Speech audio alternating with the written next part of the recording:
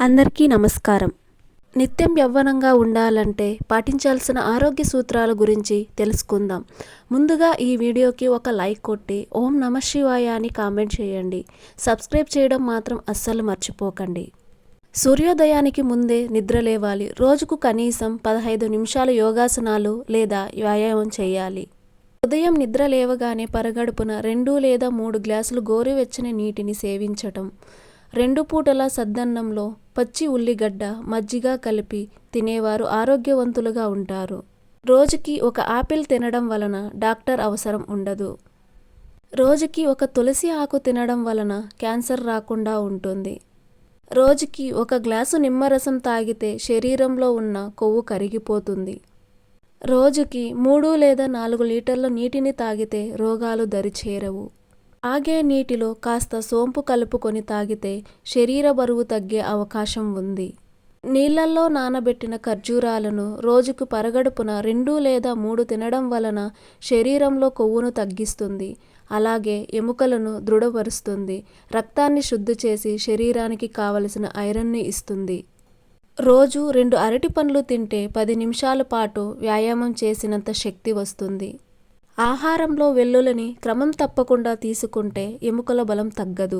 ప్రతిరోజు భోజనం తర్వాత కొద్దిగా బెల్లం తీసుకుంటే జీర్ణశక్తితో పాటు రక్తం కూడా వృద్ధి చెందుతుంది.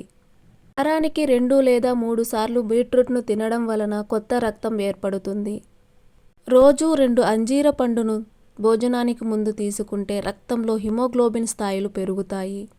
అల్లం రసంతో కాస్త తేనె కలుపుకొని తింటే రక్తం శుభ్రపడును.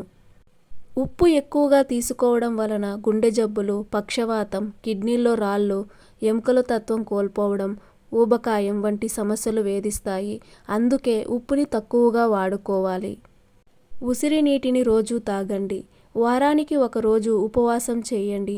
ఉపవాసం చేసే సమయంలో నీరు లేదా పండ్లను మాత్రమే సేవించండి.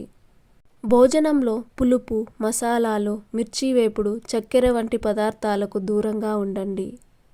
భోజనం చేసే సమయంలో మౌనంగా ఉండాలి. తీసుకునే ఆహారంలో పండ్లు, కూరగాయలు, మొలకెత్తిన గింజలు వంటివి ఉండేలా చూసుకోవాలి. రోజుకు 2 పూటలా ఉదయం మరియు రాత్రి పళ్ళు తోముకోవాలి. రాత్రి ఎక్కువసేపు మేలుకోవద్దు. దీనివల్ల ఆరోగ్య సమస్యలు వస్తాయి. మానసిక ఒత్తిడికి దూరంగా ఉండండి. ఈ వీడియో మీకు నచ్చినట్లయితే ఒక లైక్ కొట్టి మీకున్న ధర్మ సందేహాలకు కామెంట్ చేయండి. ఓం నమః శివాయ.